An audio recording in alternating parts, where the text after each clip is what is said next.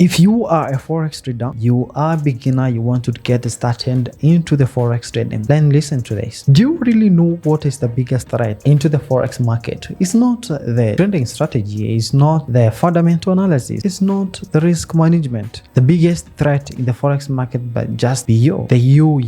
Assume there's a lot of things that you have to fight within yourself. With you have fear, great lack of discipline, and you know that all those things affect us because somehow of where we have been raised in, people fear, people are great, all those things. So that is the biggest part you actually have to fight. It's not the other way around. Look at, for example, we have grade. The market can just be doing so well, you have achieved your target, but because of the grade, you just let the market to run more of that, and when you just come back, you realize the market reversed and then you lost all your account. Let's just go with fear. Sometimes the market can just be going to the good direction the way you are actually anticipating, but because of the fear, you exceed prematurely and you don't hit your TP. Even the risk reward ratio is not yet achieved.